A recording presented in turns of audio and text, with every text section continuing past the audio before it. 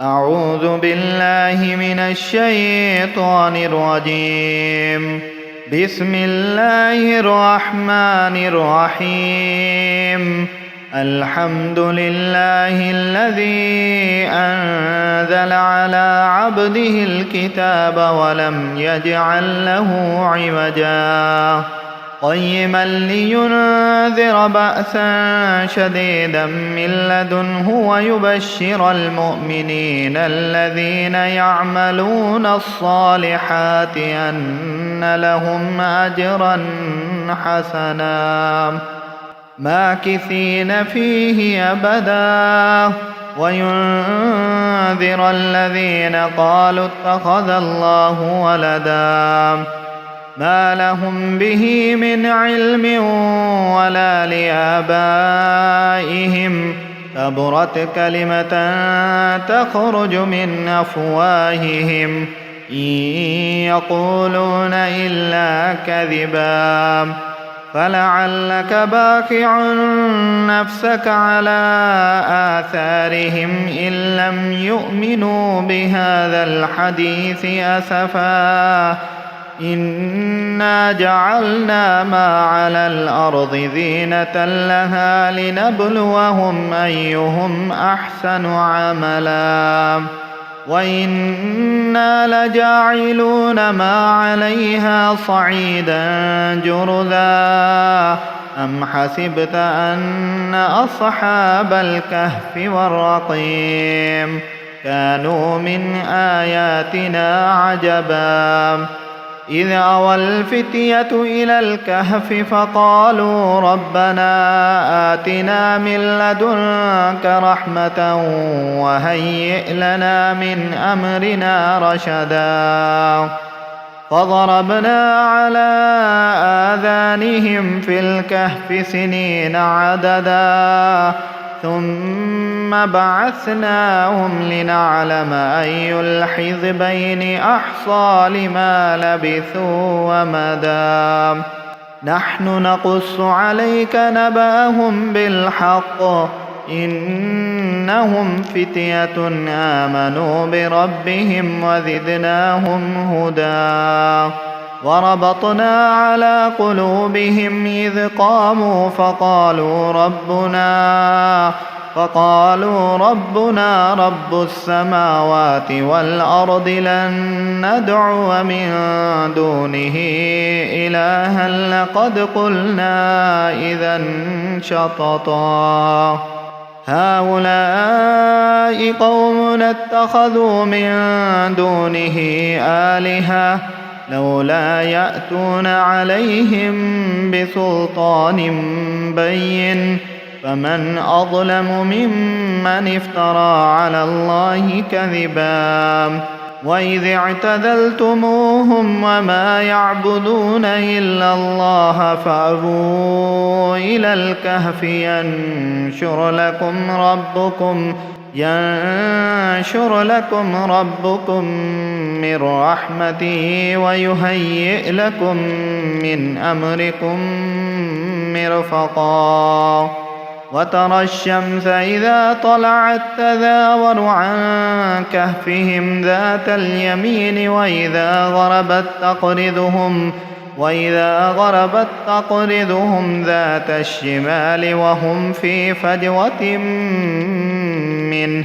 ذلك من آيات الله من يهد الله فهو المهتد ومن يضلل فلن تجد له وليا مرشدا وتحسبهم أيقاظا وهم رقود ونقلبهم ذات اليمين وذات الشمال وكلبهم باسط ذراعيه بالوصيد لو اطلعت عليهم لوليت منهم فرارا ولملئت منهم رعبا وكذلك بعثناهم ليتساءلوا بينهم قال قائل منهم كم لبثتم قالوا لبثنا يوما أو بعض يوم قالوا ربكم أعلم بما لبثتم فابعثوا أحدكم بورقكم هذه إلى المدينة فلينظر أيها أذكى طعاما فليأتكم برزق منه وليتلطف ولا يشعرن بكم أحدا إنهم إن يظهروا عليكم يرجموكم أو يعيدوكم في ملتهم ولن تفلحوا إذا أبدا وكذلك أعثرنا عليهم ليعلموا أن وعد الله حق وأن الساعة لا ريب فيها إذ يتنازعون بينهم أمرهم فقالوا ابنوا عليهم بنيانا ربهم أعلم بهم قال الذين غلبوا على أمرهم لنتخذن عليهم مسجدا سيقولون ثلاثة رابعهم كلبهم ويقولون خمسة سادسهم كلبهم رجما بالغيب ويقولون سبعة وثامنهم كلبهم قل ربي أعلم بعدتهم ما يعلمهم إلا قليل فلا تمار فيهم إلا مراء ظاهرا ولا تستفت فيهم منهم أحدا ولا تقولن لشيء إني فاعل ذلك غدا إلا أن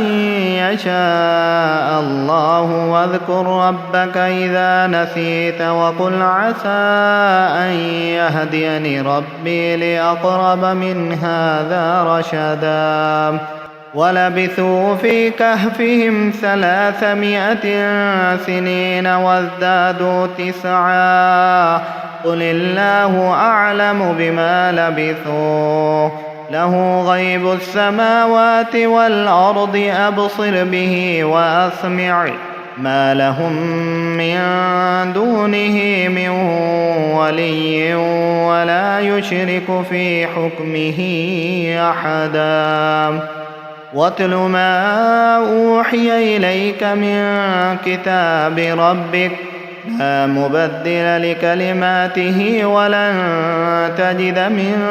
دونه ملتحدا واصبر نفسك مع الذين يدعون ربهم بالغداة والعشي يريدون وجهه ولا تعد عيناك عنهم تريد زينة الحياة الدنيا ولا تطع من أغفلنا قلبه عن ذكرنا واتبع هواه وكان أمره فرطا وقل الحق من ربكم فمن شاء فليؤمن ومن شاء فليكفر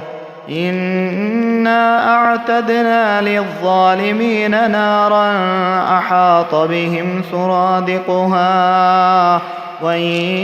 يستغيثوا يغاثوا بماء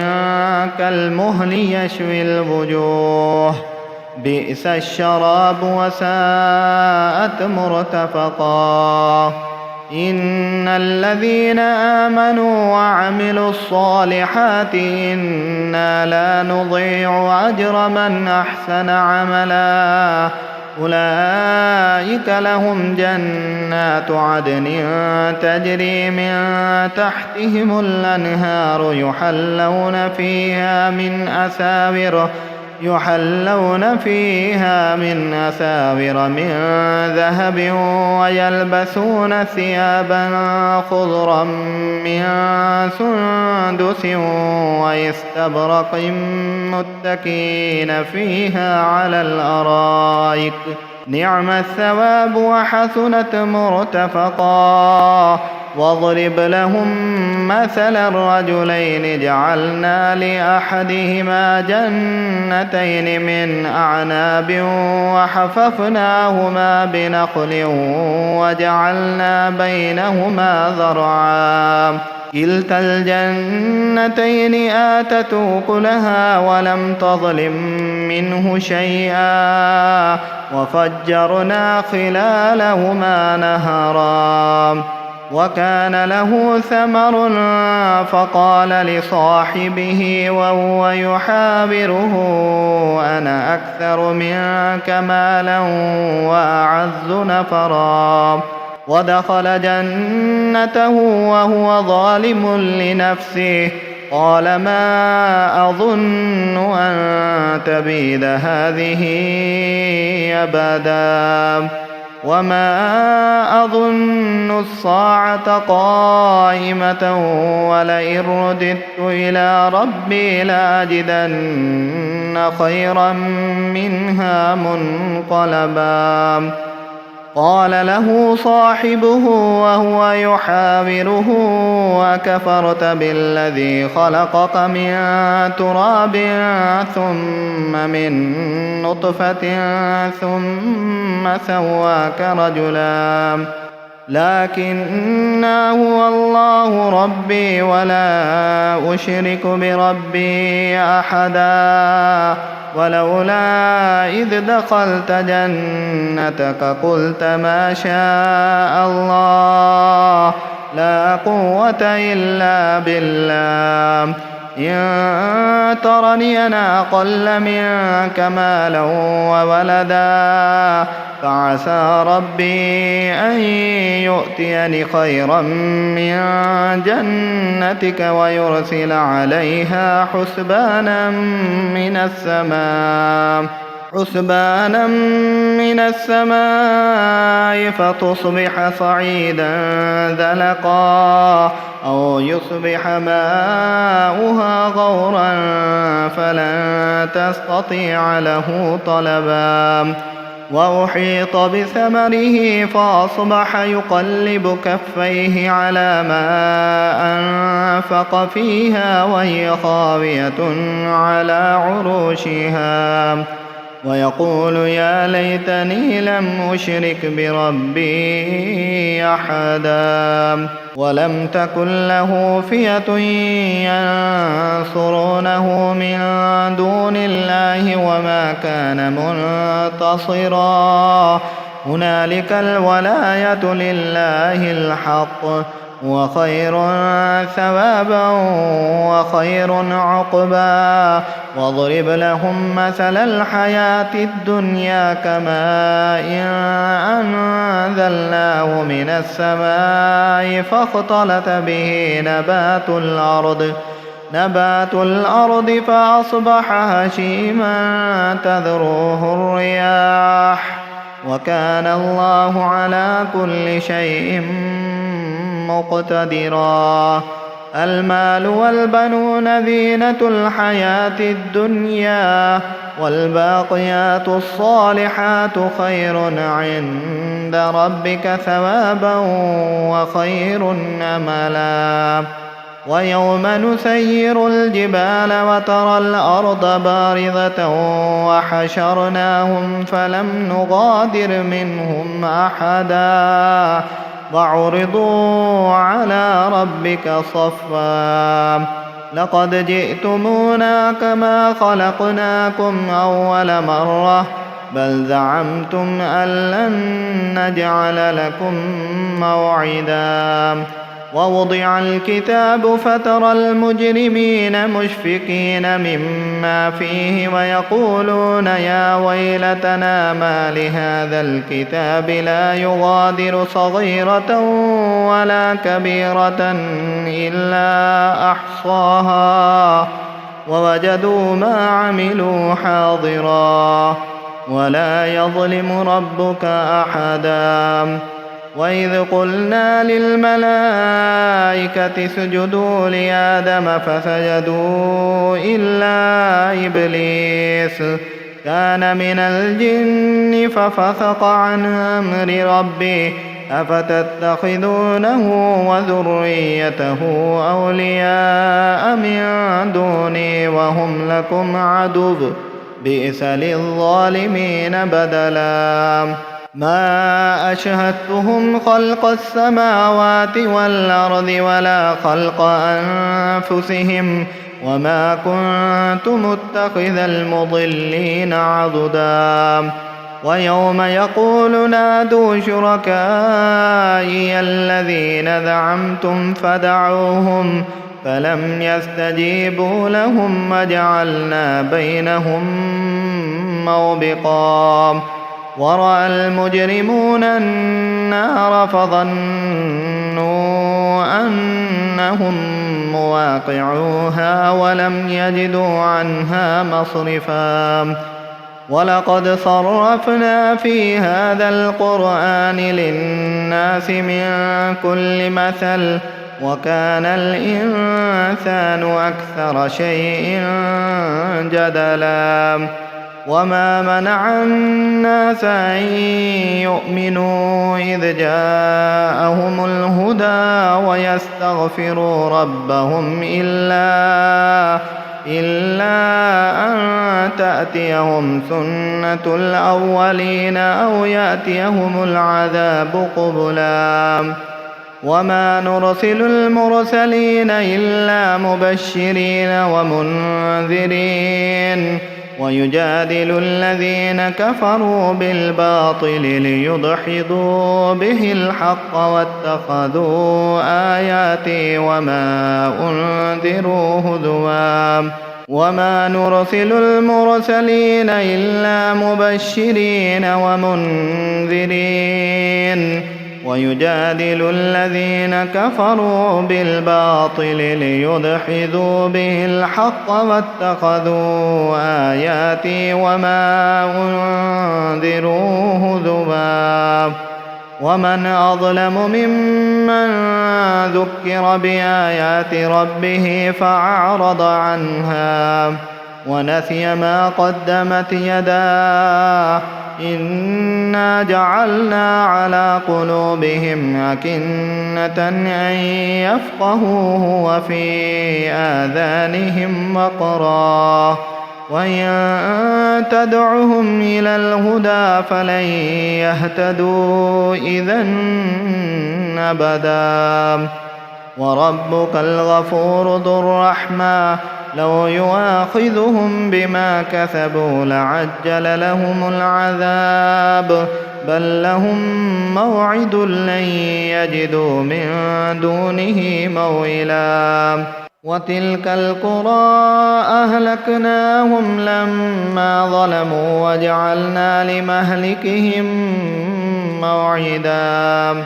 وإذ قال موسى لفتاه لا أبرح حتى أبلغ مجمع البحرين أو أمضي حقبا فلما بلغا مجمع بينهما نسيا حوتهما فاتخذ سبيله في البحر سربا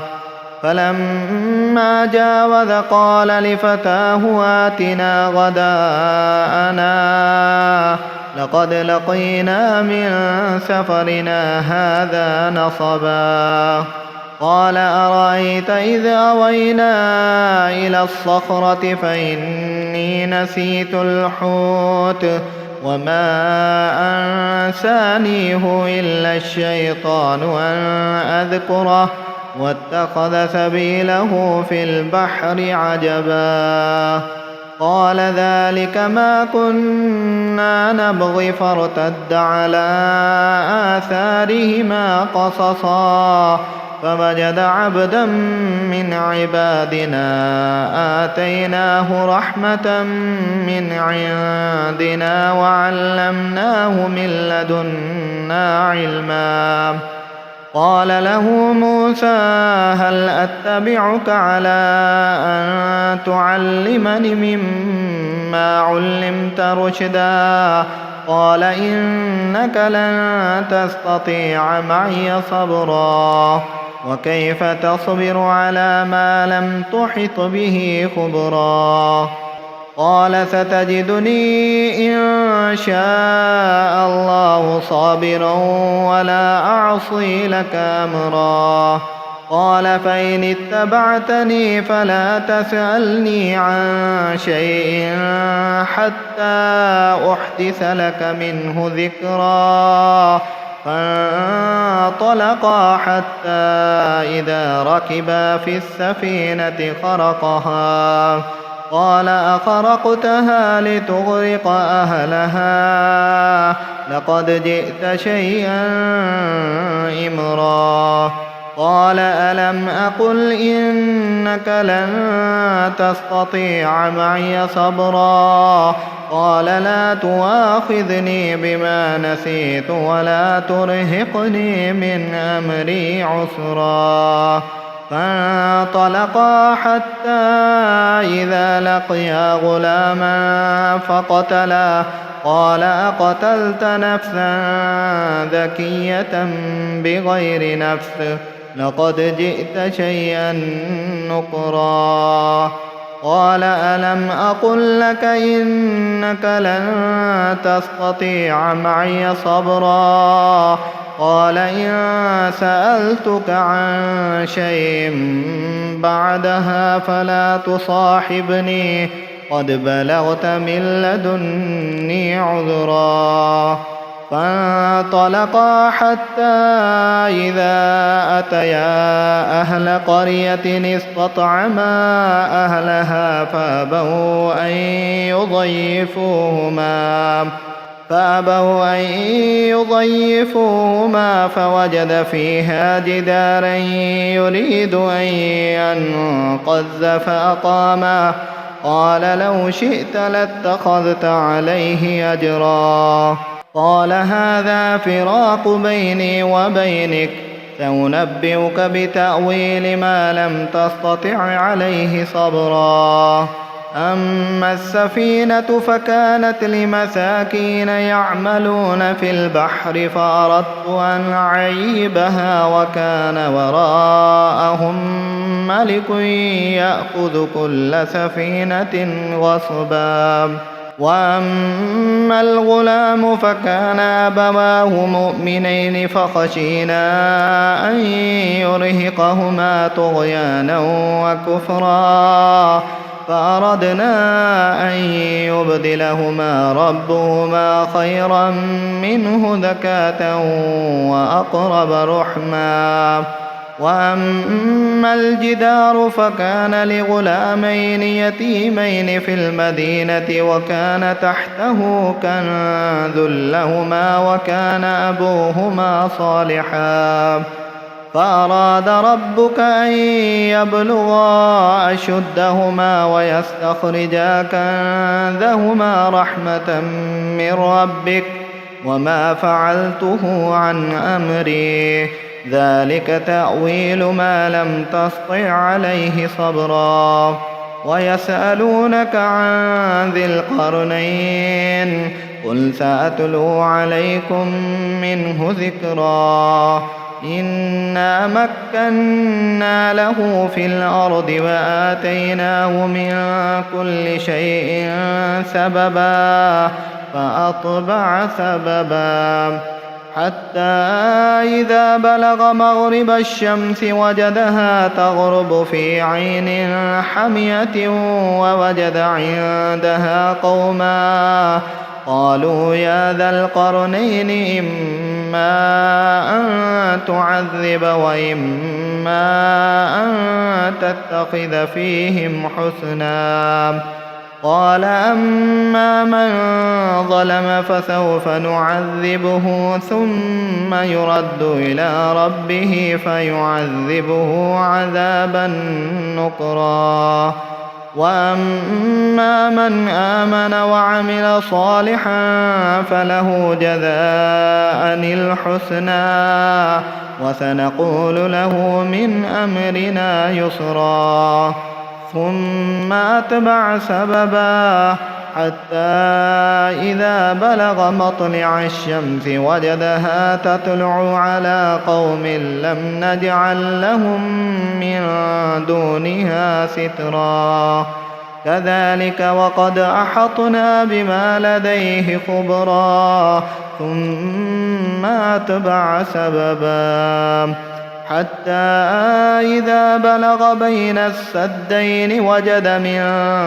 دونهما قوما لا يكادون يفقهون قولا قالوا يا ذا القرنين إن يأجوج ومأجوج مفسدون في الأرض فهل نجعل لك خرجا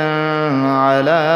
أن تجعل بيننا وبينهم سدا قال ما مكني فيه ربي خير فأعينوني بقوة أجعل بينكم وبينهم ردما آتوني زبر الحديد حتى إذا ساوى بين الصدفين قال انفخوا حتى إذا جعله نارا قال آتوني أفرغ عليه قطرا فما استطاعوا أن يظهروه وما استطاعوا له نقبا قال هذا رحمة من ربي فإذا جاء وعد ربي جعله دكا وكان وعد ربي حقا وتركنا بعضهم يومئذ يموج في بعض ونفخ في الصور فجمعناهم جمعا وعرضنا جهنم يومئذ للكافرين عرضا الذين كانت أعينهم في غطاء عن ذكري وكانوا لا يستطيعون سمعا أفحسب الذين كفروا أن يتخذوا عبادي من دوني أولياء إنا أعتدنا جهنم للكافرين نزلا قل هل ننبئكم